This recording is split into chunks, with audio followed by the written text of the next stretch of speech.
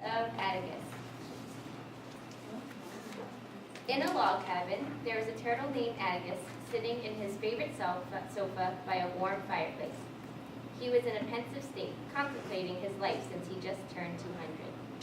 There was a stack of books on his coffee table, and he picked one up out of boredom.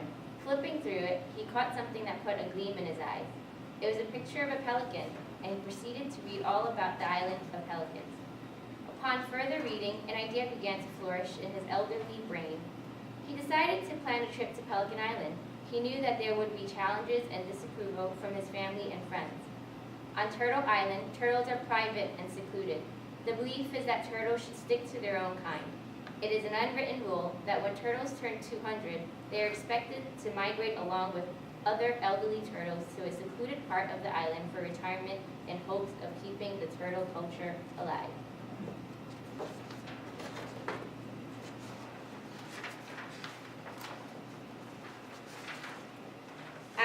Atticus continued to gather information about the pelican culture and became apprehensive.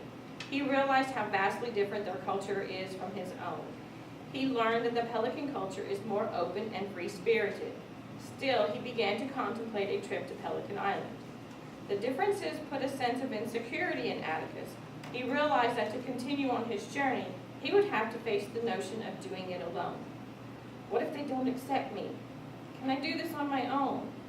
Will I stand out? He became very nervous and scared. Atticus paid a visit to the town elder who lived under the great palm tree. He expressed his worries and concerns, but the town elder said, "I know the answers are within you, so follow your heart." Atticus went back to his log cabin with a renewed sense of encouragement. He hoped that this journey would give him a new experience, and he was excited to accomplish the journey on his own. He would be the first in the history of turtles to deviate from the norm.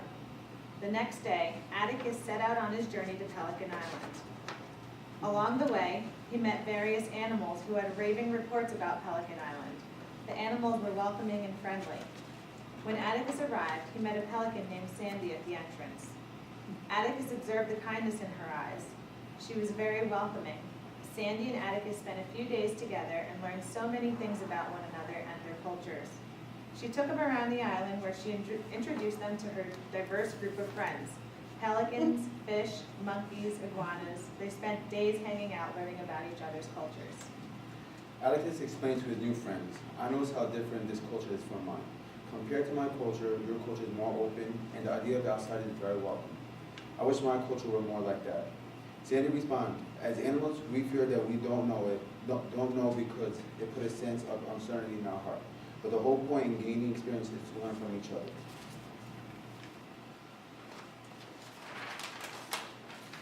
When it was time for Atticus to return home, Sandy handed Atticus one of her feathers to remember her by and hoped he would share what he learned from the culture of pelicans with others.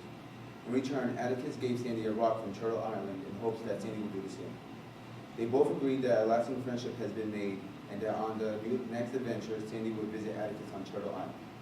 Atticus arrived back home with a renewed sense of self. He was inspired to create a travel agency that encouraged the exploration of other cultures. His travel agency, Out of Your Shell, forever changed the culture of Turtle Island.